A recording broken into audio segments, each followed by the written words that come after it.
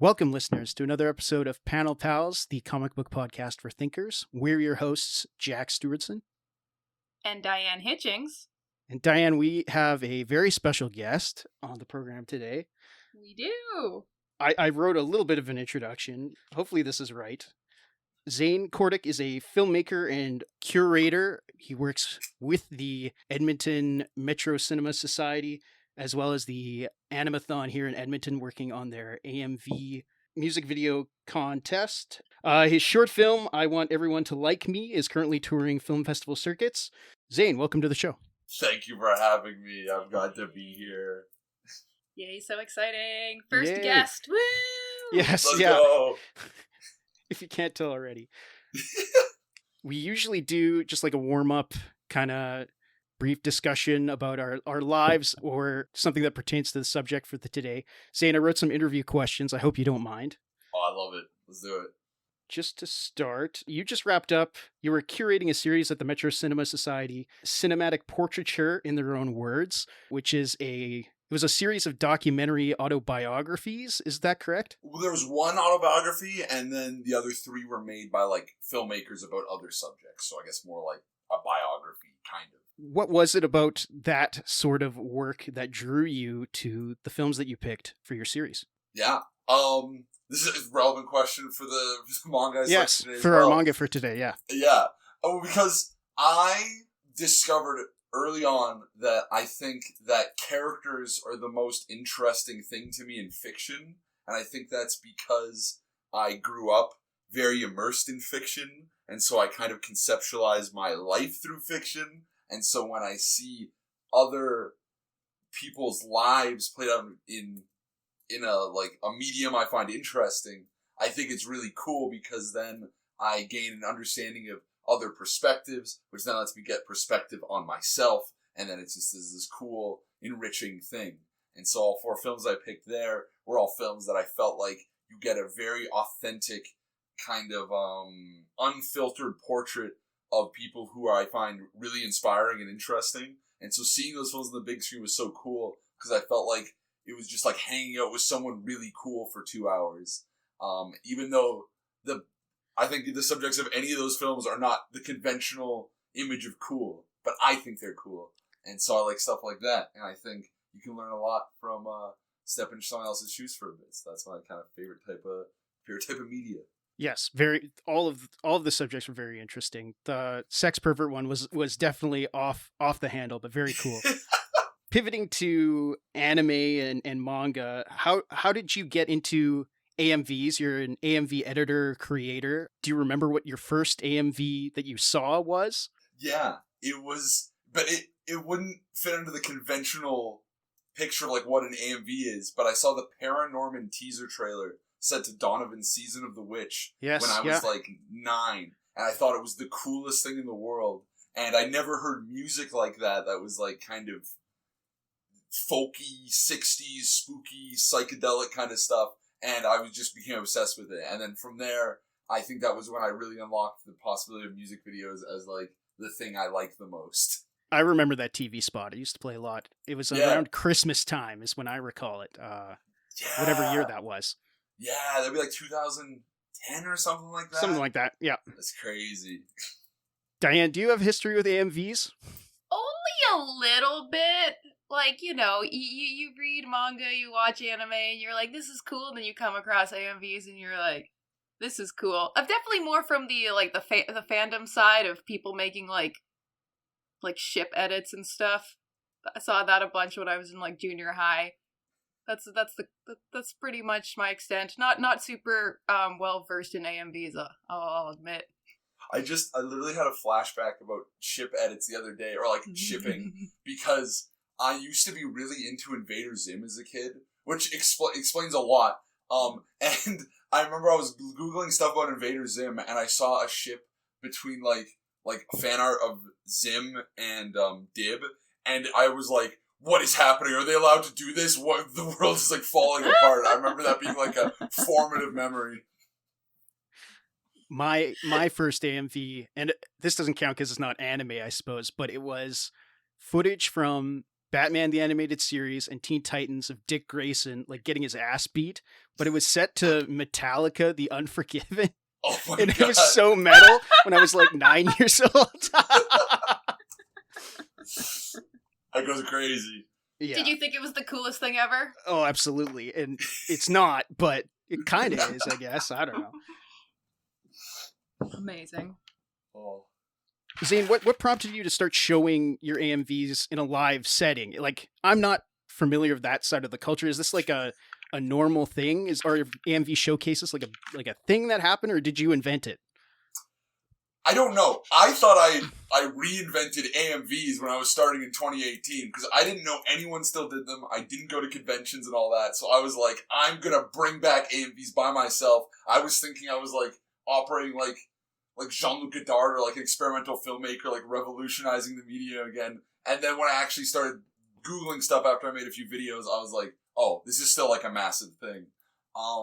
And so I had this whole arc where I would submit my very esoteric, very experimental videos to conventions, and they would never go anywhere because I didn't know how those conventions worked. I didn't know that they would be like generally organized into like genres and then voted on by people and all that. And so I would never go anywhere, and then I was very resentful. And I remember one year I spent like 8 months with this like crazy, dense Evangelion edit, and then I submitted it to Animethon, and I didn't make finalists. And then the best made in Alberta video was a Girls Unpanzer video set to Truck Got Stuck by Corblund, which I felt like I felt personally offended by.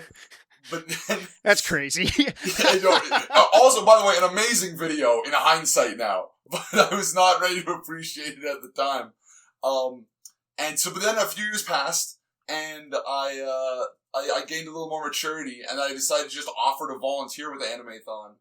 And Vlad was very happy for that because he had been running the AMV stuff basically by himself for like the past I don't know how many years. And so then he was very happy to bring me on, and now I kind of run the whole thing. And so I recognized then, after now having spent years in the con space, why my videos were not successful in the con space. But I was like, I still think these could resonate with someone because I think the artsy people could get something out of this, and they just don't tend to go to anime conventions. So I was like, well, I'll just start renting out spaces. So I rented out the aviary first, which is kind of like a nice, more entry-level one. And then I just played my videos and talked about them. And I did it a little more like conceptually, where I was like doing kind of stand-up autobiographical bits, very similar to the films I'm inspired by. And then I pivoted to renting out the Metro Cinema, which is a much bigger venue. And then I kind of expanded the scope of it. And so it's been fun. I've just like, it's kind of just been like a series of like opportunities that have presented themselves where people are excited to show up because they know me and I'm enthusiastic about things and I can get the word out. And then I try and give them something that is worth an evening.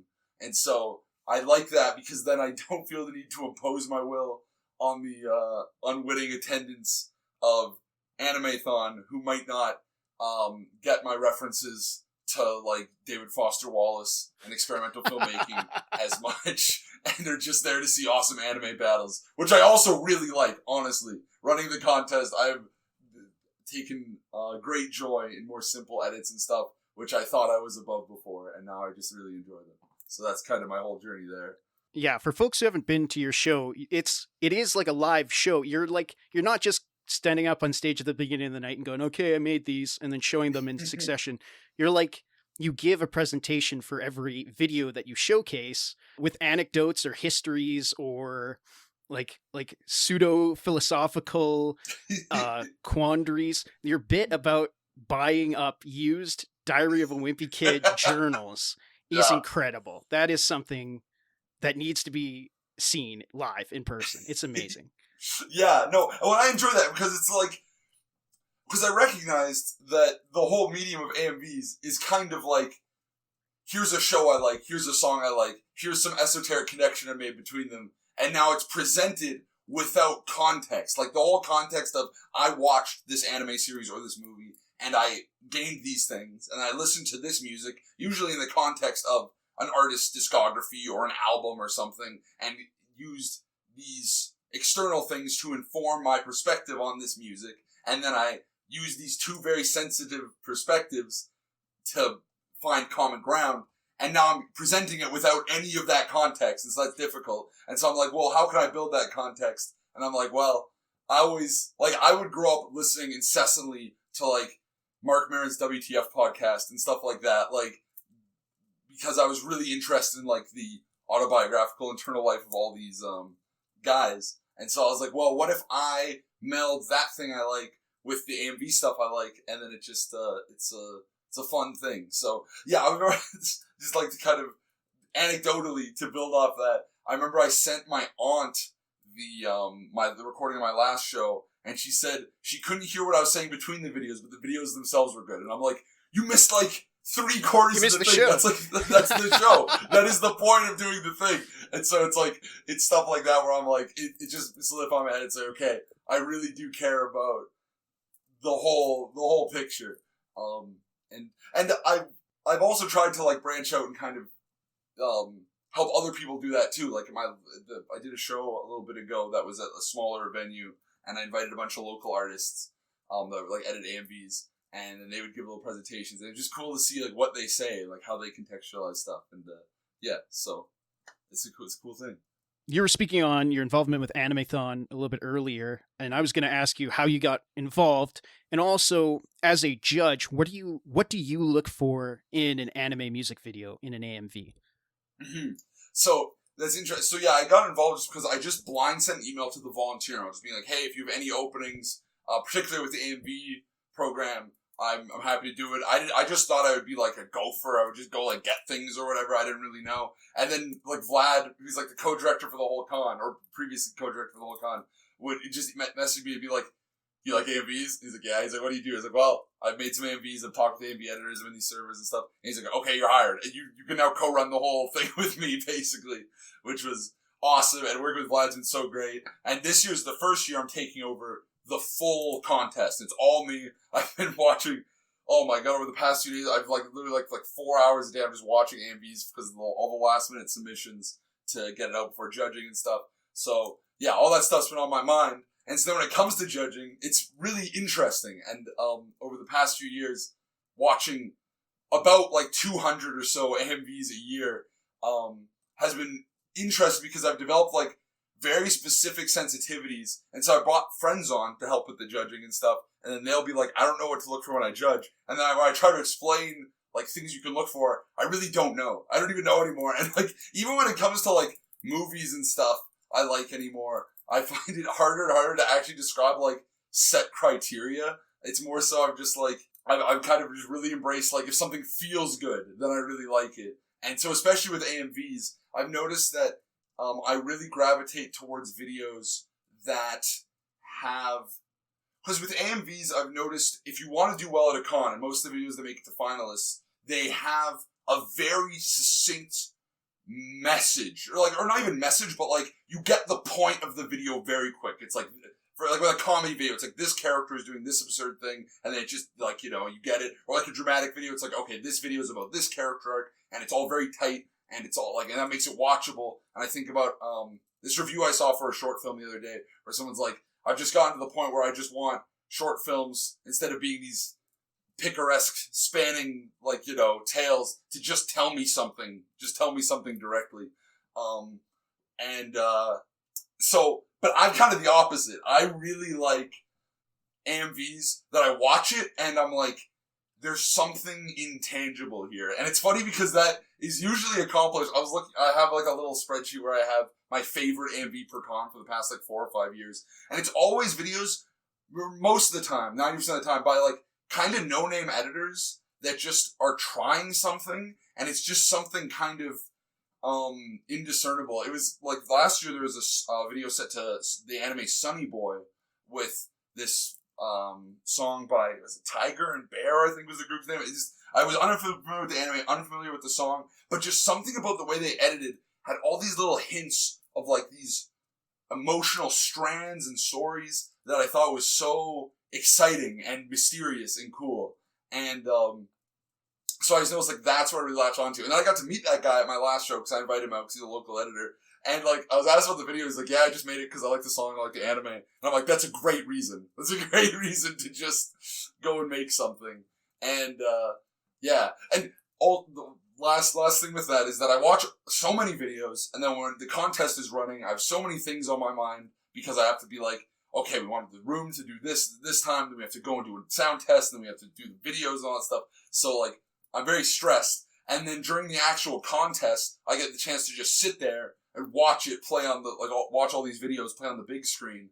And I always, literally every year, end up, like, tearing up at a random video that I never know why. At Otafest this year, there was this Cardcaptor Sakura video set to Accidentally in Love by Counting Crows from the Shrek 2 soundtrack. And I'm like, why am I crying to a Shrek 2 song set to Cardcaptor Sakura? And it's just always just some mysterious thing that happens to me at these conventions. And that video is probably going to do very well in my judging this year. So that's my whole thing there. That's exciting. Now, you can correct me if I'm wrong, but you have a science background. You're like a laser scientist in your job. Is that correct? As of last year I was, and then I left that job, and I'm now just doing, like, corporate legal stuff, which I am not enjoying as much, but I'm finding a way through it. But yes, I did work as a optics designer for a startup that would do laser surgery for eye stuff in the eye's vitreous, like the liquid in the eye. Yeah. Does that influence your workflow in your creative pursuits at all, or is it totally separate? It's interesting because during my studies, I would like to try and integrate things. Like, there's actually a video I made that has a diffraction pattern from, like, one of my, like, engineering labs that I, like, snuck in. And I did, like, a series of videos. I did, like, the volume integral and the pointing vector, where I was working in mathematical concepts. I actually invited one of my engineering profs out to one of my shows where I shouted him out because he was really inspiring to me. And the way he described this one electrical concept ended up informing one of my videos that I played, which is funny because it's also a very weird video, but I'm glad that he actually resonated with it. But yeah, so in those ways it did. And, like, just the circumstances of, like, I described at one of my shows that I ended up having to get sent to, like, Saskatoon to work at, like, a slaughterhouse for a week because of, like, this certain testing we were doing. And that definitely informed one of my videos because I started, like, getting all these ideas and stuff like that. So it does inform it in certain ways. And yeah, it's usually less tangible, though, that I could probably even conceptualize. I ask because Diane originally has a science background, but she pivoted to fine arts, and you can tell because her anatomy is spot on. You can tell that she studied it. Thank you. Yeah, okay, this makes a lot more sense. Thank you for your explanation, because Jack was all just like, yeah, he's a laser scientist. And I'm like, what do you mean by that? I'm like, my brain is just like build giant laser, and I'm like, I need more information. This makes a lot of sense. I love this. But before I decided to become an artist, I wanted to be an ophthalmologist. I love eyes and stuff, so nice. Woo, yeah. There's something about anime and eyes. It always comes together. Oh yeah. It's because they're easy to draw when you're on a deadline.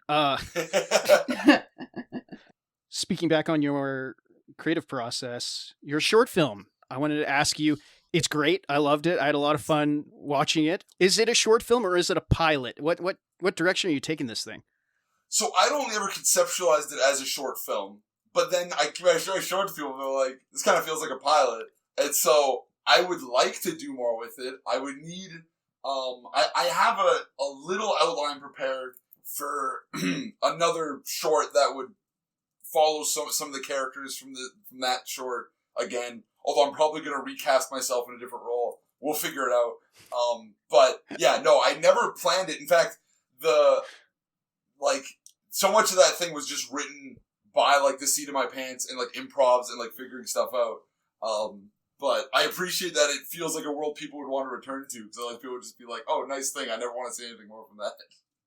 Yes, I mean that complimentary. It feels like, I mean this complimentary too. It feels like when YouTube was good, when there were scripted vlogs that were, like, actually funny. Yeah. And like it is very, even the editing choices where you're doing, like, a take bleep in between cuts. Yeah.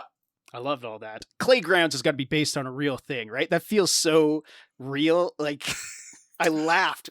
I laughed at the Claygrounds vlog. It was so funny. Oh, I really appreciate that. Yeah, it's funny because I was actually, when I was writing the like pitch for it, like to give to all the cast so people could kind of understand what characters they're playing, I was trying to pick out who that actually was in reference to, and I was like, I actually don't, there's no one reference, because I was thinking the subject matter is kind of similar to like Defunctland, or like a lot of those like kind of like, you know, really into like children's entertainment, or like fun, like action figure reviewers and stuff like that. Yeah. Yeah, but his actual delivery is closer to something like Report of the Week or something like that. Yes, totally. It's so serious and like NPR-ish.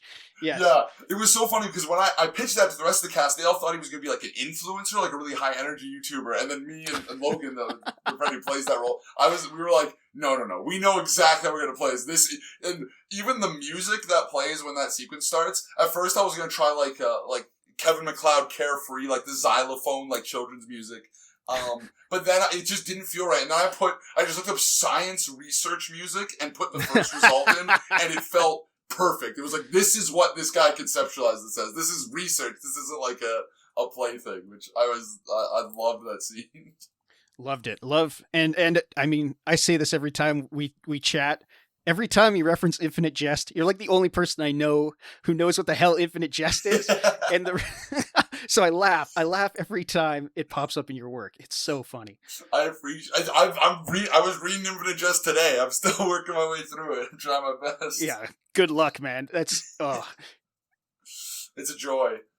Where can people find your work? Where can people find you? When is your panel at Animethon? Yeah. So, if you want to find me, I have like 5 different channels.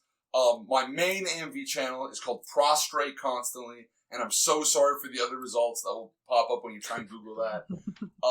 My second channel is Abrogate Need, where I also put other videos that are like kind of in a different style. And then my other main channel is Zane Kordich. That's ZaneKordic without the H that my real name has, and that's where I put other like just kind of like off the wall random stuff I make. My short film, I Want Everyone to Like Me, has actually been accepted to the streaming service No Budge, and it will be premiering there in October, which is really cool. And they'll be posting. That's awesome. Yeah, I'm so excited about that.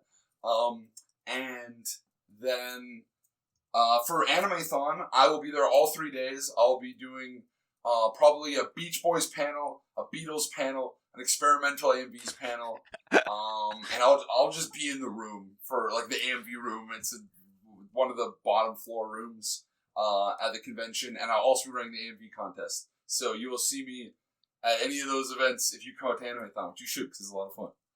I don't want to spoil anything, but are you going to show that Hatsune Miku Pinewood Beetle fucking hyperpop thing that you... Dude, okay, the reason when you why... showed that, I was the only one laughing. I feel bad because I feel like I interrupted it. I lost my mind. I was like, oh my god. No, that was the intended effect, and I actually was going to show that the first time I ever volunteered with Animethon with my experimental panel, and perhaps wisely, I shifted around the play order at that point, so that was not included. But that was the first time I ever showed that video publicly, which is like a crack up. I should show that. I've been trying to revamp my experimental panel. It's amazing. I mean, Lynchian gets thrown around a lot these days, but that is like, oh.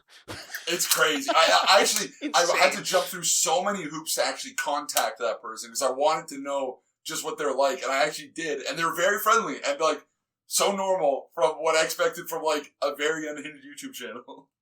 Well, Zane, today you got to pick our topic. We read Ayami Kazama's I Don't Know How to Give Birth. Yep. I think me and Diane both have the same question for you. Why? Okay. I have a rule whenever I go to a used bookstore.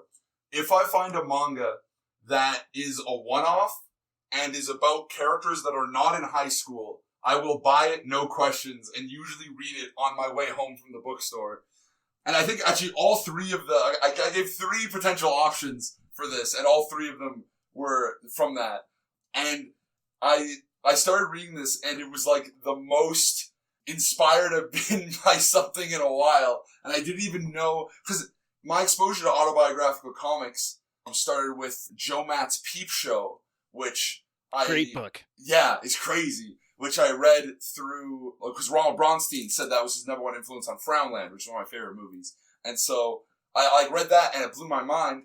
But I was also, at the point that I read this, I was very used to all autofiction being done by people like Kaveh Zahedi or Joe Matt, who were like nebbish, weird guys with very poor communication skills and strange sex problems.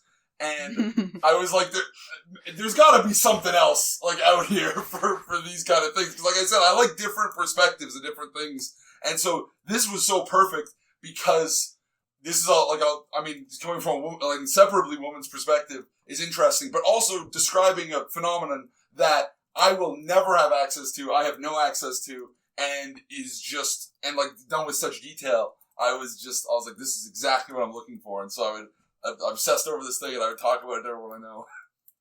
Is anyone familiar with Ayami Kazama's other works? She doesn't usually work in autobio. That's all I could find in my research. She usually does, like, shoujo manga or fantasy shoujo manga. Most of which hasn't been translated in English, also. I don't really know, because she mentions doing other autobiographical stuff somewhere. And so, and they have a lot of, like, little single panel things. So, like, does she get stuff in, like, magazines or, like a webcomic or something? I don't know. I was trying to look up stuff That's for possible. preparation for this, and I don't even know. Yeah, I looked her up. I couldn't find a lot. I don't think I was really familiar with anything she's done. The closest I got to finding something that was vaguely recognizable is I think she drew a spin-off of Miss Kobayashi's Dragon Maid. Yeah. I think. Yeah, that was the closest I could get to something that I was familiar with. I think in my anime list there's one other manga that predates this one that has like no info about it, that just says it's about her life as an otaku manga writer. And I was like, okay, I was trying to find anything about it, but it has not been translated. I don't even know where it's available. I'm not familiar with her stuff. So anyways, I made the mistake of, this manga starts off and literally on the first page it says that her husband is also a manga artist. And I was like, oh, well, they're both manga artists. I'll go look up them both. And I'm like, oh, I didn't really find anything about her. And then I looked him up and I'm like, oh. Well, I haven't looked him up. Did anybody else look him up? I didn't look him up either. His name's Azura, which is crazy. Have you ever heard of the series Nobunaga Sensei's Young Bride? No. Uh-oh. Good. Anyways, series I have not watched, a manga I have not read, but I have heard of it, and I'm reading the synopsis now. This is crazy. Yeah, because, like, here's the thing. It introduced him. It says, blah, blah, blah, what does it say? It talks about his future husband, Azure Kono, also a manga artist. And then, like, in a little bit, it says he's, like, a pervert. And I was like, I wonder if this is one of those situations where it's like, oh, just, like a normal manga writer who's, like, weird, or is he one of those manga writers? And I'm like, shit, dog, he's one of those mangaka. So anyways, and then so going through this entire thing, I kept being like, every time the husband was mentioned, I'm like, he made the series about a middle school, high school teacher who eventually, who going to potentially marry like a 15-year-old, and she wants to have his kid, and it ends with him having a vaguely poly relationship with like 2 students, but they're 19 now, so it's illegal. Anyways. Oh no. And I'm like, I hope this isn't a self-insert, but it probably is, because it's just a generic-looking male character who just is a high school teacher, and he just likes arrow games, I think. Anyways, so unfortunately, that sullied my reading experience. So every time the husband was mentioned, I was like, no, don't let him drink the breast milk. But anyways, I'm not very much familiar with her stuff, but unfortunately, I have heard. Well, don't even go look up the other series. Yeah, just don't. That explains why, like, she calls him a pervert in some of the interstitial chapters, and it's like, okay, he's a little odd, but he's a manga guy, I guess. But like, okay, yeah, no, he's a freak. I get it. Okay. Do you know what sentence is he wrote and is is not great to think about based on what he's written, but he makes like a little comment about, you know what, you should ask your husband what kind of like kinks they have. Be careful. You know what? You might think it's a little weird at the start, but like, you know, like give it a bit of time or whatever. Let it be. Like, you know, think about it or whatever. And I'm like, you wrote the manga where a high school student is supposed to marry a 15-year-old. Maybe don't give everyone's fetishes a little bit of time, huh? Anyways, how do we feel about the formal elements? Like, should we talk art first? What, Diane? You're the expert here. Is this good or bad?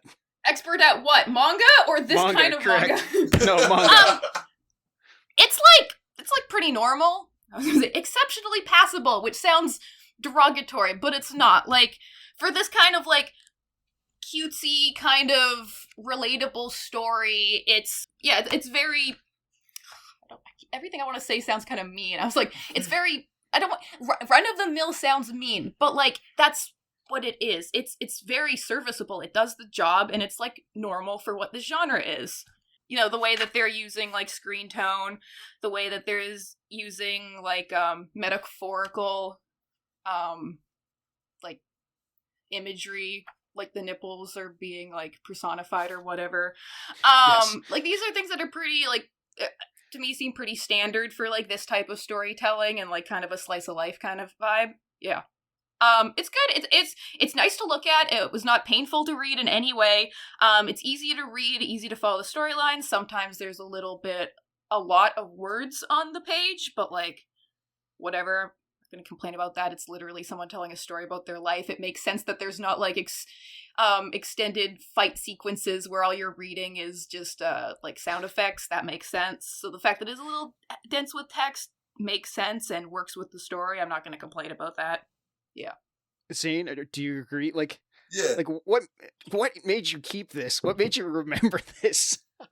Well, yeah. Well, I think the perfectly serviceable aspect is what I kind of like about it, because to reread this, I couldn't fall asleep the other night, and I was like, well, I should probably brush up because I haven't read this in a while for the thing, and then I cracked it open, and I read the whole thing in like an hour, or like an hour and a half. It was just so quick, and I think that is in part due to just, I mean, I don't know too much about graphic novels. I've read a few manga, but I'm not like super well versed, but it's just something about the way it's set up. Every picture is like, you know exactly what it's getting at. It moves through. I like the difference between, her art style and his art style, where like he always conceptualizes himself as like a donut and all that stuff. I think that stuff's interesting, and I would love to see a manga that is like fully a couple doing autobio stuff about each other and like cutting between that. There's a bit of that stuff actually that shows up in Peep Show, but not a lot. But yeah, so anyway, I think the art, like, I agree. I was actually wondering what you guys were going to say about this because you guys have more insight in art, and I was just kind of like, yeah, it does the job. It's very readable. It's fun. And it gives you a little personification of her thoughts. I read it all in one sitting. I went to the lake with this book on a Sunday that was really nice and sunny, and I just sat there and read the whole thing in one sitting. So yeah, it's definitely very readable, enjoyable, not super heavy or anything, and like, it's cute. The art style is cute. Not my favorite art style, not the kind of style I kind of gravitate towards, but I think for this subject matter it works, because if this was realistic, it would be a different genre. Yeah. It would probably turn more closer to horror. But we'll get to that when we talk about actual pregnancy and birth. I agree with everything that everyone said. I read this in 2 sittings, but it's not very long. The cartooniness is pretty attractive. Again, the personification, like, she draws herself with an arrow coming out of her head to indicate that this is her. I think that's kind of interesting. That's like, you don't see that in Western autobio comics creators so much, but in the East, like, I'm thinking about the Dragon Ball guy would always draw himself as like a robot with like a gas mask. That's like, that's kind of like this also. Yeah, I can't say I disliked it. Like, it was pretty breezy, pretty easy to read through. Again, I'll have thoughts when we talk about actual pregnancy, Diane. Shall we talk about childbirth now? Sure, yeah.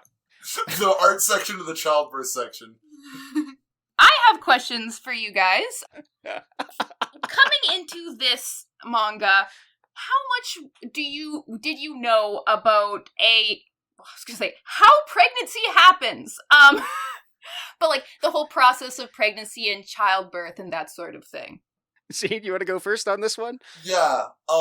It was about like 5 or so years ago, I learned that both parties don't need to orgasm to conceive. So I have not, I'm not the number one authority on any of this biological stuff.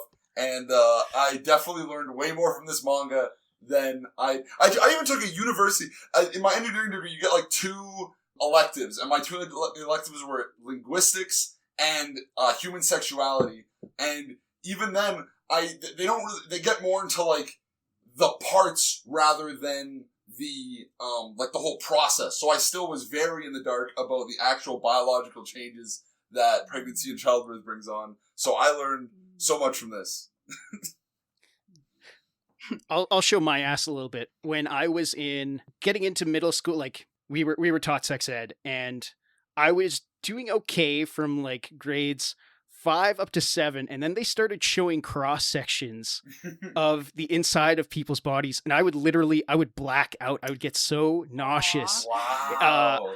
Aw, were you one of those people that couldn't do the pig dissections in high school because it was scary? Like, blood, I've been okay with blood. Like, dissections are easy. Like, all of that stuff is fine. I attended that whenever Body Works is in town here. I'll go check that out because I'm fascinated by that. But like, whatever it was about sex ed and also like anti-drug talks, I would just like, I get so freaked out. Now that being said, I'm a grown man. I'm an adult now. I understand how most of the process works. I even understood there's a bit where they warn her that she might shit herself when she's giving birth. And I know that that's a possibility. I also know about you can break your taint when you're pushing. So I knew all about that stuff, but I don't know. Some of the smaller things, especially about IVF, is like kind of unknown to me. So this was informative in some ways. Yeah. I will say, I have a background in biology. Before I transferred into fine arts, I did 75% of a bio undergrad. Wow.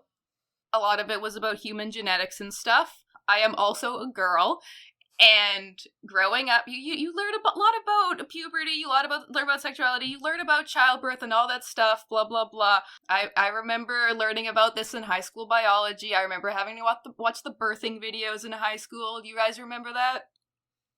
I never saw. You guys do that? I never saw it live. No. So you're telling me in grade 12 bio, they didn't sit you down, show you a video of an elephant giving birth, a seahorse giving birth, and a human giving birth? No, I would remember that, I think. Okay, have either of you ever watched a video of an animal or human giving birth? Yeah, I watch a lot of Dr. Pol. In Man with a Movie Camera, that happened. I remember it freaked me out, and that's the one time. Yeah. I remember vividly watching this in grade 12 bio class, being completely unfazed, and then my friend sitting beside me literally turning like white as a sheet and being like, I'm never having kids. And me being like, sick, bro. Anyways, let's go to a lab and dissect some pigs now. So like, I have learned a lot. I also have friends that have had children. I have a friend that I worked with who had a kid and talked a decent amount about pregnancy. So a lot of the stuff, even that like you'll grow body hair, that happens. There was a comment made in like the background of one of the panels where it says, oh, make sure that you get all your dental work done before you get pregnant. Yes, because you lose calcium, right? That's... Sometimes when you get pregnant, your teeth fall out. Yeah. Wow. Yeah. I've heard that before. Yep. So I have a friend who had a kid and was like, yeah, I have a bunch of dental work I have to do, and I have to go do that at some point when time and money allows for it. Yeah, and, so a bunch of that stuff, I'm not going to say I didn't learn like anything from this, but like most of it I was like, oh yeah, I know about this. Obviously I don't know the part about actually actively giving birth because I have not done that. I do not plan to do that. I do not like children. Unless I am a surrogate at any time, I will not be having a child. So, for the most part, all of this is very informative in a watching someone else do it. I'll live right vicariously through you kind of thing. But all like the theory and stuff, all the information behind it, I'm like, yep, I know that. Doctors are giving some advice in here, and I'm like, that's a unique advice to give, but alright, sounds good, it worked. All good. I'm not a doctor, so obviously don't take my advice, but yeah. So, I am interested in the difference in the reading experience for you guys, as, being Okay, I got a question for you, Diane. Yeah. What's the deal? Is the animal thing, what's the deal with the mammal thing? I think that is a very specific thing, Okay. just for her. Yeah. I was gonna, for reference, Ayami describes a mammalistic, animalistic, primordial urge to give birth at certain sequences. Like, she watches it's a fox that gives birth, right? Yeah. And that instills confidence in her as a fellow mammal that she could have a kid at some point. And I've heard of people being like, they'll see a cute kid and then the switch will flip, both in men and women. But I've never heard the comparison to the animal kingdom, and it's like, oh, I don't know about that, man. Yeah. I was gonna say, I mean, there's a lot of times you'll see a cute baby, and you and some girlies you're hanging out with will be like, oh my god, I want one. I know a lot of people where they have that response, and I'm like, chill, you're you should not have a kid right now. and I'm lucky, I don't want kids. So when I see a cute baby, I can be like, oh my god, cute baby. And then I'll be like, right, I don't want to interact with it for any more than 10 minutes. So I don't have to worry about that. But there does seem to be the for a decent amount of people, the feminine urge to acquire a baby when you see a cute one. Zane? I think that tracks. Yeah, well, I was thinking that whole mammal urge thing is interesting because it's almost the culmination of a whole arc she has where she kind of just agrees to it because her husband is interested in it and she doesn't really care either way. And then through all the stuff she has to go through to do it, she kind of has to come up with her own reason. And her initial revelation, I remember, it's she's just feeding her cat and she's like, oh, you're a cat, you would just give birth because that's just what you do. And she latches onto that, which I think plays into a broader theme of the novel. In that I was thinking about the little log line for this is an otaku is going through pregnancy, and I was like, so what about this experience or the way she processes this experience is otaku about her? And I realized both in the way it's presented in the novel and the way she talks about it is she kind of conceptualizes it in terms of narrative flags. She has that one bit where she freaks out that her husband is going to the store because she thinks it's a death flag and then he'll die because that would be the narrative thing that would happen then. And so it's funny that she kind of has to have a moment where she has this revelation because that almost makes sense for her character, which I think is just cool that she kind of just gives herself up in that way, and that was how she justified this whole arduous experience to herself. Speaking on that otaku thing, and we mentioned this earlier, there's the bit where she gets warned that her nipples will be chafed and will probably suffer some damage from milking. So she tries to level them up as if they were RPG characters. She's trying to walk around without a bra and she's trying to harden them up throughout the day, which is I don't know if that's how that's how that works, but that's relatable to experiences I've seen with people where they were they couldn't go to the gym until they thought about it MMO grinding, and then they're like, okay, I'm gonna go grind at the gym, and then that was how they got fit, was just through that thought process, which is a very otaku way of thinking, I think. Yeah. I mean, another purpose of that is, well, if you personify your nipples as a video game character, well, now you don't have to draw nipples. Because, again, this whole thing is very, in its art style and the way it's presented, in a way very unrealistic, as in, it's not drawn realistically. This would be a very different chapter if it was legitimately, step by step, here's how you actually get your nipples leveled up. Because, I mean, two ways. Either you could be like, wow, that's so weird, or a different audience would be buying this like, yes, there's an entire chapel of nipple touching. Yes, then you get the weird pervert people. So the husband would like that. I think the husband would probably love that. So I think like, yeah, that is definitely like, I've noticed a lot of those touches that give the otaku vibe were ways of like getting around making this graphic, and also ways to like connect to an audience, because you're like, yes, the people who read a manga, if somebody's out there reading an autobio thing and it's the version of a manga, they're going to understand the leveling up thing. They're probably, especially if the male audience, they're not going to understand the concept of, what do you mean nipple get shredded to pieces when baby sucks on it? That is a foreign concept to me. I don't understand half those words. So it makes it more relatable to the audience, I'd say. One of the things I was going to say, when Zane, you were talking about the mammal thing, to me, that and the whole story arc of her finding like a reason to give birth was like a horror manga. Because the prospect, like, as someone who doesn't want kids, the prospect of someone who doesn't really seem to like children all that much, in the afterwards she says, as I wrote in this manga, I didn't particularly like children or anything before choosing to become a mother. That sentence is horrifying to me. Like, what do you mean you decided to have a child but you didn't feel strongly about it? That is one of the largest choices you can make in your life. You are now tethered to someone for 18 years, and you have to care for it and love it and give up your life for it, pretty much. Which is not a decision you can really make on a whim. And obviously they didn't make that decision on a whim. They went through months of IVF and so much work and like years of effort.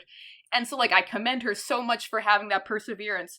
And also for having that perseverance to do that when you didn't feel very strongly about it. So, like, her love for her husband must be crazy to do all that for someone else's wish. But, like, the thought of, and then, like, she's, like, searching for a reason to, like, want to be a mother. I'm like, that's horrifying. That's so sad. You the reason should be you just want a kid.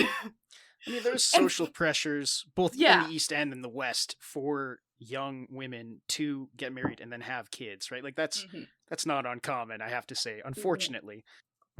Yeah, but it's interesting, like, to think of that, because, like, there's a lot of different lenses to view this, and it's hard because the manga is presented, we just kind of got to take her word for it, and she might have rationalized this in other ways and stuff, but, like, the initial decision was not really entirely hers. It was just kind of came out of indifference and then external pressures. And so it's a very moving story that she found a way in the end to for this to be a productive thing for her that she can now love. Like that bit where she doesn't even know she loves her kid, and then she starts taking pictures of her, and then it's like, oh, she does. It's like I find that very moving. But there are definitely ways to be like, the genesis here is kind of weird.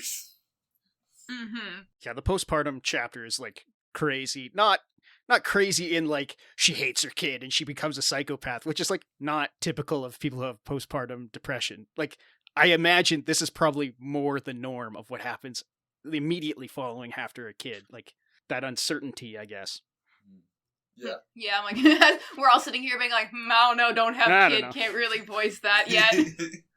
But, like, it is cool how you almost kind of get like, I was thinking about the part where she is, like, breastfeeding, and then she thinks about how she doesn't fit this image in her head about what breastfeeding should look like, because it's, like, kind of awkward and weird, and she doesn't even really like it, and then she slowly starts to adjust to it, and then she inadvertently ends up fitting that image she initially had, even though it wasn't in the way she thought she would, and then she has to give it up anyway. And so it's, like, it's interesting how, like, the book is kind of, like, it feels like it's kind of structured on a series of her envisioning a process, that process being totally different, but then her end up, like, she ends up embodying the spirit of what she envisioned anyway, but it turns out to be, like, a totally different, more realistic thing than the simplistic idea in her head.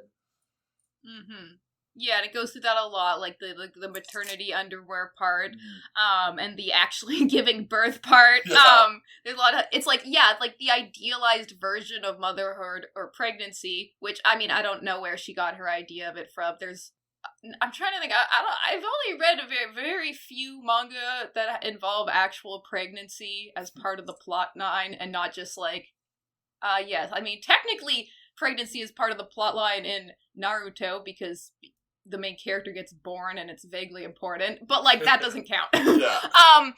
Yeah. So it's like, where would she have learnt most of this from? Where did she get these preconceived notions? It's stated that she had a very not sex positive family growing up, like she had to like hide her puberty and stuff like that, so she didn't get a very good education, it seems, on sexuality and like how babies are made and that stuff. So it's like, and then like she obviously learns a lot through her process of like getting pregnant and from her doctors and stuff. So I'm like, it must have been through, I guess, media that she learned about pregnancy, which would totally give a non-realistic sense, especially if there was manga out there about like beautiful visions of pregnancy. But I'm like, there's not that much, like, as a girl in the West, I'm trying to think of like things that would give you unrealistic standards for this. Nowadays, yes, because social media exists and everybody's trying to put their like idyllic life on social media, but I'm like, growing up, not really. Most movies about pregnancy don't make it very flattering. Yeah. Well, and, like, I can't even... It's so funny, because I was just thinking, like, if I were to, like, enroll in the army, I would know 1,000 things about boot camp, deployment, all these things, just because there's that much media that is just kind of popular about the army. But, like, when it comes to pregnancy, which is something, like, way more common in the world throughout history, it's like, what do we really know about this stuff? And it's just because, like, it's not what media is interested in, I guess. Maybe because a lot of it sucks, and we like media that is more exciting. Is it because media is centered on a male perspective and created a lot for male enjoyment? Anyways, that's possible probably. too. That's possible. I was just thinking, like, it's almost like in Addams Family Values, they're gonna have their third child or whatever, and the mother's like, I'm going to have a baby. And they're like, oh, really? And then she goes, yes, right now. And then it cuts to them rushing to the hospital, and then the baby's born. Like, there's no in between. Yeah. But it's like, well, yeah, in that case, it makes sense because the strangeness and the absurdity is the point, and also, like, Morticia Addams is beautiful, so what are they gonna do? Make her look horrifically ugly in the middle of pregnancy? No, that would ruin everybody's visions of this character. No. She's gotta be calm and serene and horrifyingly beautiful, not horrifying. Yeah. So I will appreciate in that sense the frankness and the not shying away from things being imperfect in this manga, which I would hope so. I would hope that autobio stuff is a bit more realistic than other media. Yeah, and in a cool way, it almost, like, is the solution for its own problem in a way, because, like, we were just talking about how she has a lot of problems conceptualizing this whole process because she's not seeing much of it in media, and now here's a piece of media that she would engage with that would, show this process in a way that's digestible. So that's, like, it's a nice product of its creation. Yes. Yeah. She's solving her own narrative problem through her work. That's interesting. I hadn't considered that. Yeah, in a way, because I was thinking about that, because we have at the start, of course, it gives a disclaimer of, hey, this is based on one person's experience, it's not medical advice. Yeah. Which is very important, because if somebody used just this book as an idea for how to get pregnant and give birth, no. This is a very, very specific, most people do not have to go through everything that this couple had to get pregnant. And a lot of people's, like, the process of being pregnant, how that looks is so different for people, if you actually have morning sickness or not, how sick you actually feel, how bloated, how big you get. There's what if you have twins? What if you have complications in childbirth? What if you have a medically complex child? All these things. Like, so it's a very good, I would say, like, a starting point to, like, introduce people to the idea of like, oh, there's complicated things that happens with pregnancy. Please also go out and get a doctor and buy an actual how-to pregnancy book. But it's especially for people who aren't explicitly going to go get pregnant on purpose at the moment to have children. at the very least, it's some form of education for people to teach them some things about this biological process. As y'all said, you learned some stuff in this that you didn't know before. And if Ayami would have read this before she got pregnant, she would have learned so much from it, because it seems like the sex education was not that great. Yeah. Yeah. I don't know. Do we have any favorite bits? Any pages or panels that stand out? I wonder how accurate the translation is, actually. Now that I'm looking at it, like, I don't know. It's so lettering, whatever. It's translated manga, but Like, I wonder what- if this what is parts? authentic to exactly what she's thinking. Like, there's a bit where she's talking to her doctor, and her doctor is like so frank about sex, and like, I don't know. Again, in the Mhm. West, maybe it's a little bit different. Who I wouldn't know, but they're like, well, you need to do it. You need to do it now. And it's like, would they speak like that, or would they just say, well, you need to have intercourse on these days, like plan out a schedule, that kind of thing. I don't know how. Yeah. I mean, I wouldn't say that's more so a translation thing. I think it's, like, probably the doctor was not that frank and probably was using more medical terminology, but dumbed down to some amount for, like, the general population. I think that's more of how it's translated from real life to a comic. Hmm. And that part of it is something I'd like to talk about a little bit. And the concept of biography and autobiographical works. What are your guys' opinions on, like, autobio comics in general? I really like it. That's like, because I think it's cool to see someone, because I think that doctor thing is a great example, because beyond it like being readable for a person, you could think about it as that's how it felt for her doctor to say that thing. And I think that sort of exaggerated presentation of like real emotions is what I like fiction and art for. It's like it becomes more real than real because it puts you in how it felt in that moment for this person in this context.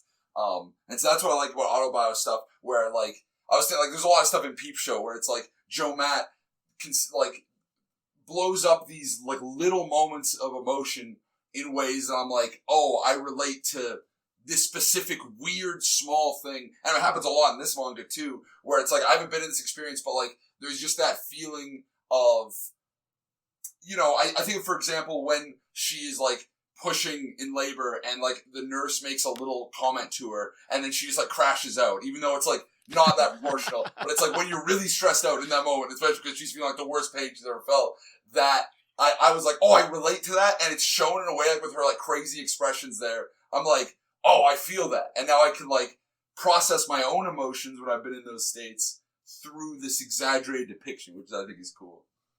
Yeah, I agree with that, Zane. We've talked about the importance of empathy in works in both autobio and in like slice of life manga. I'm a fan of that. I'm a fan of, you mentioned Joe Matt. Me and Diane had to read Louis Riel as part of one of our classes.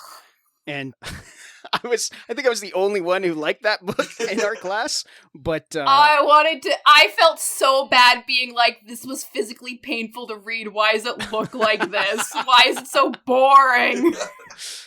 I love that book. Yeah, I remember Jack and I had literally like a fight about this while we were at the Winnipeg convention last year, and my sister's also there, and she's just walking along like a normal person while me and Jack are like vehemently arguing about this, and my sister's just like, this is fun. We were at least able to come to the conclusion that we both agreed that epileptic was worse. Yeah. I've never heard of that. Oh, what's that guy's name? That's fine. You don't have to read it. David B. apparently. Yeah, that's it. Yeah, that guy. Yeah. Wow. Yeah, it's not that good. But other ones like I'm a proponent of American Splendor is one of the great pieces of American literature because of how it details one man's middle-aged up till his death through all these different artists, but it's all storyboarded. It's all thumbnailed by him, and then it's all written by him. And that's an amazing piece of work. And the movie's also great, which features both him and Paul Giamatti as himself. But like, I don't know. Something like this is also valuable, I think. I think this is good. I think there's nothing wrong with autobio comics. I mean, The I mean, Here we go. the I mean Jack knows. Hit 'em up, Jack hit 'em knows up. all I'm gonna say. Yeah, because this is coming from the person who thought that Mouse was tedious to read. So I'll preface my opinions with that. I am not a fan of autobio stuff. I'm not a fan of biography in general. Jack set me up, though. He said, oh, this would probably be a manga Diane would like. And I'm like, okay. He was probably thinking, oh, she'd probably like this because it's a manga, and also, we'll be able to have good conversations about Yeah, no, that was the this. main thing, is I knew Yeah. Diane would have something to say about it. Oh, of course I'll have something to say. My problem with, first of all, I don't really like things that are based on, that are a true story. Whatever, based on a true story is the worst thing I could read at the start of something. Like, oh great, now I know it's gonna suck. My main problem is that real life is not a story. Real life happens and it's kind of boring. It doesn't have a 3-act structure like a story. Nothing in real life is actually set up to fit well into a book or something. So no matter what, when you have to tell a story, either autobiographical or biographical, you have to make changes. You have to fit it into a way that will work as a book that people are going to consume. And so you're going to omit things, you're going to play things up, you're going to dumb some things down, you're going to just be like, oh yeah, we'll just quietly ignore that part because it doesn't fit or whatever, it's not interesting. And so therefore you end up with something that is not true to life. So then what's the point? Just make up a story. You can still get ideas across, blah, blah, blah. Anyways, that's my general opinion about autobio stuff and bio stuff. So for that case, for a book like this, it's it tells a lot of important, interesting things about pregnancy stuff, but you're how much of it is actually realistic? Because, obviously things are told in the story in a way to make it interesting, to fit into chapters and stuff. Did how she trained her nipples actually play out like this? Probably not. But you gotta make things up. You gotta make the panels fit on a page. You gotta make it a story. But that's just my general gripe with autobio stuff in general. So it's interesting to see how other people who like autobio stuff will read this kind of thing and enjoy it. Because Zane, in your little intro, you talked about how the thing that you like most in fiction is the people, and it's a great way to do self-reflection and understand people and get this authentic portrait. Do you ever feel that in biographical works or autobiographical works you are getting the authentic portrait, or the fact that it is being presented to you as a story in a medium that had to be made and constructed? Do you feel like that ever gets in the way of getting an actual authentic view of a person?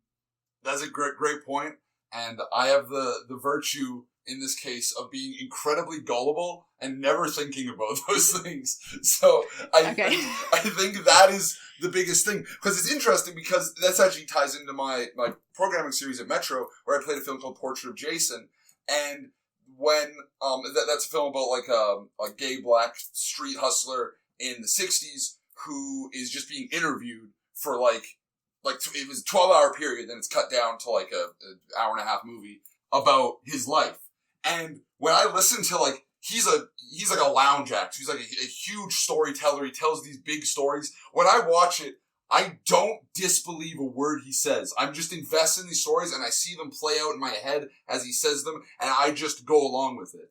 And then when I read the reviews online, they're all okay, so he's lying the whole time. And I'm I had never even thought of that. And so it's interesting, because I guess in a way, I think the reason why I like autobiofiction now, even though everything you said is true, in that, and this actually ties my kind of, the guy whose words I think about the most when conceptualizing art lately is this film scholar named Ray Carney, who's a ridiculous guy. He makes a lot of very bold claims about how independent cinema is so much better than all of the Hollywood cinema. He just groups everything that's popular in Hollywood cinema and then talks about this stuff, which is very ridiculous, and I don't agree with his stuff, and I get fed up with him a lot of the time. But the thing he says about stuff like autobiographical fiction, independent fiction, things that aren't constrained into the typical story structure, is that it allows us to get a little closer to the mess that is life, and allows us to, because he's interested in art as portraits of ways of thinking. And he wants us to move towards more imaginative ways of thinking, because he thinks that the way we have simplified fiction has bled into our lives, and so we now see our lives in these simplistic ways. And so what I like about a book like this is that it both captures that very proclivity, which is why I talk about the otaku things, because again, just without thinking of the audience or the fact that this is being filtered through like 10 different like separations from the real experience.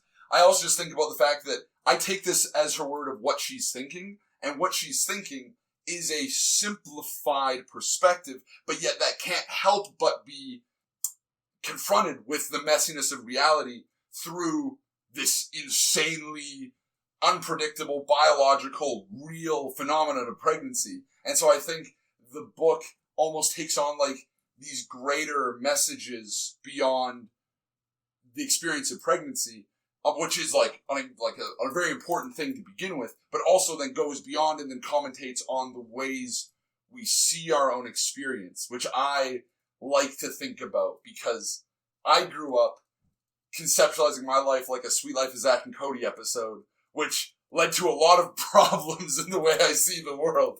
And so I'm always interested to see the reconciliation of that. And the last film I played in my series is actually a really good portrait of that as well, which is called Billy the Kid, which is about this kid with Asperger's who is really into movies and all this stuff, and then he gets his first girlfriend, and then he starts to play it out like it's a romance story, even though it's like a girl in his class that like, she just like hangs out at the diner. He talks to her 2 times, and then he starts talking about like how she's all he thinks about, and they're gonna get married and all that stuff. And it's like, bro, you talked to her twice, but yet in romance media and stuff, we portray that process as so quick, so obvious, so expedient, and so it has limited our imaginative ways of thinking. So I think autofiction kind of inseparably has to deal with those problems through that very process of trying to narrativize it, which I like that tension. And I think that's just probably the difference here. Yeah, cool. Yeah, I guess I've not really looked at it from that point of view. Until I always approach it with the point of view of because like, sometimes things happen and you think, that'd be a funny little comic. And then you think about, like, as a comic writer, thinking about how you would make that into a comic. Mm-hmm. And then you run into all the situations of, well, I can't put all of this into a comic. There are some things I have to admit for, like, keeping it interesting or, like, having, like, pretty much, like, a lot of, like, autobio comics or, like, stuff that you'd see in social media fit into, like, vaguely the 4 coma style where there'll be 4 panels. I don't know if that's just because the right size of how it fits on social media, but that happens. So you think about these things, you're like, what do I have to admit? How would I frame this? And every time I think about this, I'm like, it ends up being not a lie, but a facsimile of real life. Not only because you want to portray yourself in a certain way, but, like, there's limits to the medium, which feels bad. I never like thinking there's a limit to the medium of comics, but sometimes just in the way that comics are consumed, it seems like there is, especially I find that a lot in autobio stuff. I don't know. Jack, have you ever thought about making autobio comics? Or, like, making your own experiences into comics? Diane, like, how you would go about? You've read the only autobio comics I've ever done. The one about working at a pool and meeting your girlfriend? That one. There's the weird dream I had when I first started lifeguarding. Bro, you gotta send what me else these. was I on there? love to see these. I can send those. Let's go. Yeah. I can send the ones I did too. Oh yeah, please do. Absolutely. Yeah. I have bad self-esteem. I'm not a good salesman. So I don't think I could ever do autobio. I'm not interested in presenting myself that way. Yeah. That being said, Zane, you brought up an interesting idea about character, and sorry, Diane, I'm going to talk about movies with Zane because Zane is the one person who knows more about movies than me. Oh. Has anyone seen F is for Fake? Oh, many times. Orson Welles documentary. Mm-hmm. It is about a fraudulent painter, like a what's the word? Counterfeit or forger, yeah. Forger who is on the lam in, I think he's in France, living out an island off these fake paintings that he sold. Yeah. And it's intercut with some opinions, some talking head opinions from hoax biographer Clifford Irving. And the whole point of F is for Fake is maybe none of it is true. Maybe both Clifford Irving might be lying and what's his name? Orson Welles. Ermil de Ori might also, like, maybe he is doing forfeiture, maybe he's legit, maybe it doesn't matter. Like, it's all about presentation. That's Wells's goal, is showing you a magic trick and just having you being entranced by the magic trick. And that's like building off the idea of character. Autobio is about how you present yourself. And as long as it's interesting, like, it doesn't really matter if it's true. The other thing that I was thinking of is Frank Abagnale Jr.'s Catch Me If You Can, which is all about his autobiographical experience being a check fraudster and passing the bar to become a lawyer without any credentials and flying a plane and working for the FBI. And none of it's true. It's all bullshit. Yeah. Like, it's all made up. There's no evidence that he did any of these things.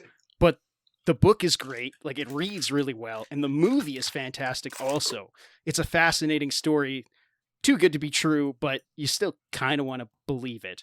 Now, whether or not I Don't Know How to Give Birth is to the same echelon or the same tier, but when you consider what the intention, like, what's the intentionality with the work, what's the goal? And it's to present sort of the weird experience of going through pregnancy when you don't know what you're doing. It's successful, right? Like, you get on board with Kazama and her emotions and, like, what it feels like to go through these experiences. So props to that. Again, I don't know if it's as good as those other things, but it's pretty good. I would argue it is, but that's just me. And I think when John Waters came to Metro, I wanted to have a really good question for him. And he had just published a book called Liar Mouth that was just about, like, this pathological liar who tells his absurd lies and all that stuff. And so I thought, I got the very first question when we did the Q&A. I said, what do you think the connection is between an artist and a liar? And he was like, whoa, I didn't expect a philosophical question right off the bat. But he went on this whole thing about, like, the fact that, yeah, all art, and it's funny we're getting this philosophical, but I don't know how to give birth, but I think it's valuable that, like, all art is a lie. And actually, I never made that connection until now. When I started this thing, I talked about, like, artists like Joe Matt and Kaveh Zahedi, who are obviously kind of shitty guys.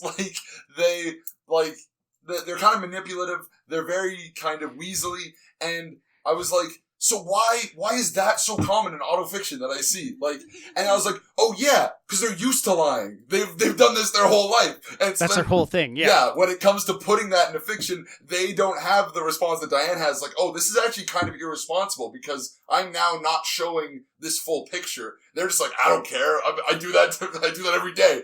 And so that's interesting. And I think that is why it's so funny because, like, this is why I've started coming around on the notion of what Ray Carney would describe as Hollywood types of narrativizing, because maybe that is, in a way, more true in that it doesn't even pretend to be, like, true in a way. Like, when I watch something like, I'm trying to think of what's a really good, like, pure popcorn movie. I don't know. I'm bad at thinking of those kind of examples, but, like, there are things that I'm just overwhelmed by the experience of it. And maybe just tapping into that thing, that sensation. Oh, yeah. Actually, at Animethon, there is, like, really good dance videos that are just rhythmic cutting, hype song dancing. The song's about dancing. There is no commentary in this video beyond just the tangible experience of dancing. And so in that way, that almost gets into something, like, deeper in you. Like, it gets to a physical sensation of, like, hype and, like, dancing. And that, maybe that is something art can totally honestly capture. Maybe you could probably argue other things about that. But when you start dealing with real people, real situations, real emotions, the complexity of real life, now you inseparably have to lie because the real picture cannot be totally captured unless if you spent your whole life in it, which is what we're all doing. Yeah, I think that, I mean, when you put it that way, like, everybody's perspective is subjective. Like there's no such thing as objectivity. That was a lie that we were told in freaking social studies or whatever. So, like, an autobio, it doesn't matter if it's true or not. It doesn't matter to what degree it's true or not. As long as you connect with it, as long as you understand what the character is and what the premise is, it works, right? Like, it can be as good as fiction. Yeah. And, like, what you take from it is something Matt Johnson, who is a filmmaker I really like, he talks about that as he's grown older, what a work is versus what it means to him is, he thinks the latter is way more important now. Just like what he was able to take from this. And so, like, for example, I'm sure there are people close to Ayami Kazama or close to her experience that could point out things that just did not ring true in this book. But, like, just with me as an individual, I read this and I'm like, I didn't know any of this was happening, and I end up really liking her character. I'm very moved by her whole arc. And so it gave something to me because of my own little paradigm. And so I guess that's kind of just the way we all engage with art.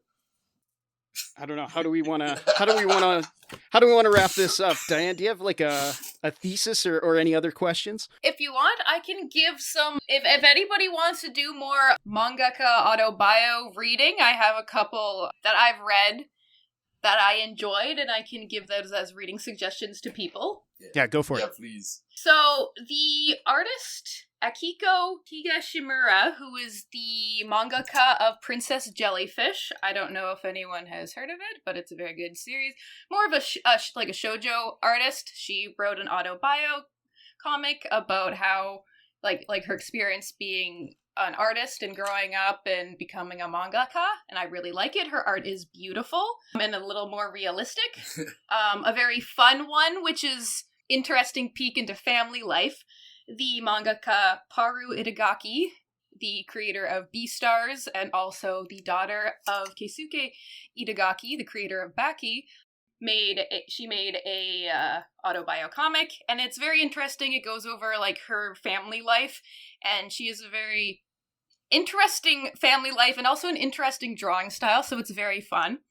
And for a less obviously autobio, but like the author is writing about himself, read any manga by Oshimi Shuzo, the creator of Blood on the Tracks and Happiness and Welcome Back, Alice. Jack has now read one of his things called Sweet Poolside.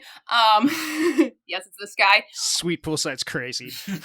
all of his stuff, like I think he's currently writing an actual autobio thing, but it's not specifically. Anyways, I'll have to look into that more. But all of his stuff is extremely transparently about like his own life growing up and stuff through like metaphors, but most of the main characters end up just being, that's just you, huh? So his stuff is also interesting. So if anybody wants to read some more autobio stuff and vaguely autobio stuff, there's some suggestions. All of these are made by very talented artists, and they were things that I enjoyed. I read these far before I really knew anything about autobio comics as a genre, and they're pretty neat. I wrote all these down. I'm very hyped. Excellent, yes. I mean, my favorite one is Paru Itagaki's one, mostly because I love Baki. Baki got mentioned today, obviously, it had to happen. So it's Put that on the interesting chalkboard. it's interesting seeing her interactions with a vaguely absentee and very, very interesting man of a father. Yeah, very cool. It's very illuminating into both of the works that they make, I would say. Wow. Yeah. So enjoy! I will, absolutely. I was always interested in Blood on the Tracks because named after the best Bob Dylan album. So, I mean, it's crazy. Oh my god, go read Blood on the Track. It's awesome. Yes. We are going to talk about it at some point in this series, Jack, by the way. It's what, Boys Abyss was trying to be like. Yes, But, you mentioned it before. I'm looking forward. But good. So we will talk about it at some point in time, someday, where I feel like writing an actual essay and you have to read like freaking 200 chapters or something. But anyways, we'll get there someday. But yes, Zane, if you thought about reading Blood on the Tracks, go read it. It's phenomenal.